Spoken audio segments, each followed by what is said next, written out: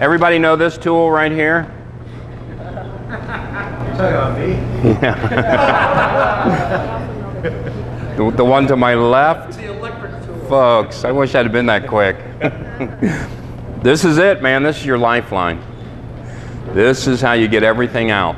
You either do it like this behind it, and if you do it behind it, then this is it. This is all you're going to get, but you got to get a lot of life into what you're talking about. Remember, this is visual. People are looking at you. If you raise an eyebrow, it means something. You stand like this, it means something.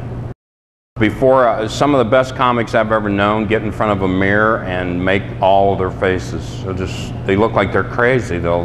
I knew one that very NyQuil that would growl. He would just, he would do it a half hour before the show, but he would get through all of his faces so that they came out, because people are looking at your face, they're looking at your body language, they're definitely listening to your voice. That's how you sell the joke. Now, somebody asked about callbacks. That is a type of joke you want to find a way to. I'm always looking for callbacks.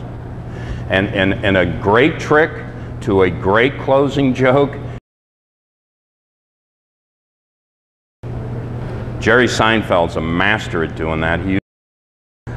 Comparisons. It's a form of joke. You compare your life to your father's or whatever. Comparisons. This to that. A to B. Compare it. Similes. Life is like sex. You don't miss it till you don't have it. Something's always like something else. You know, as Judy Tenuta used to say, he wasn't fat, he was like a squid in stretch pants. It's just a funny image. Observations. Of course you're going to make observations. Doesn't mean you have to be an observational comic. People say that like it's bad or something. It's not. If it gets a laugh, it's good as far as I'm concerned. So, mimicking is very important too. I see a lot of comics making this mistake, especially new ones. List making is a very funny joke.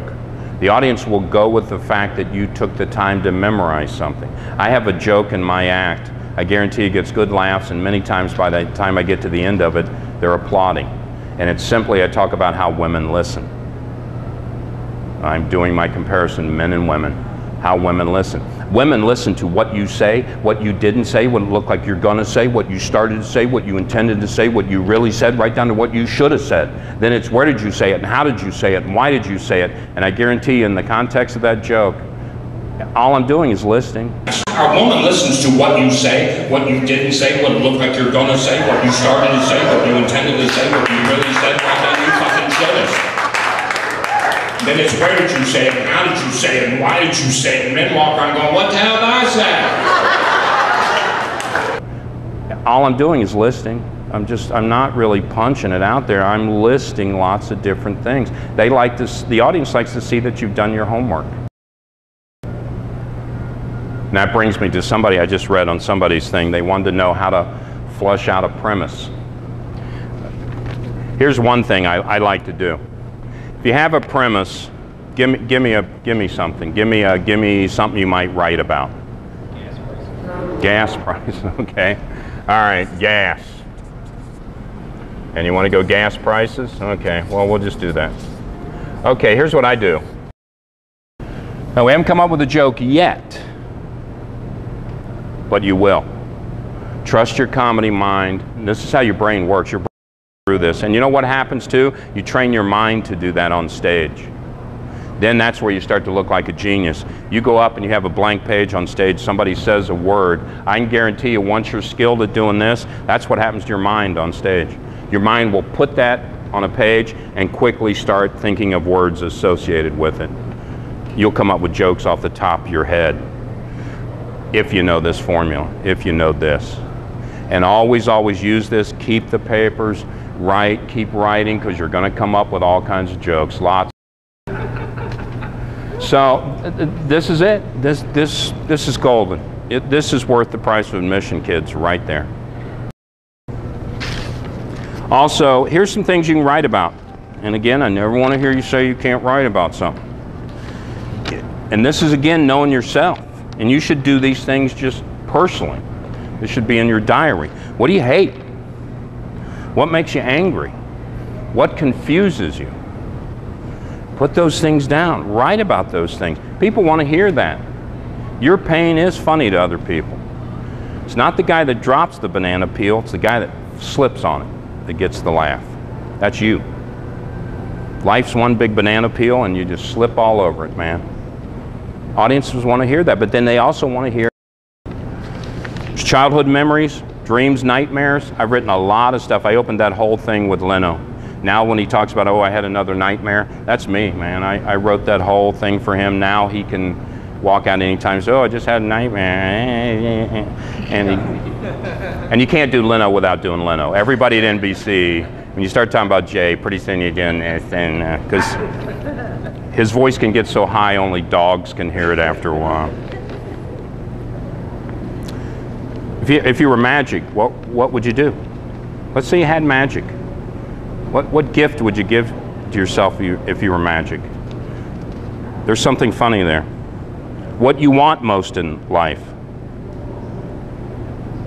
What do you like to avoid? We all like to avoid shit. There's funny shit there.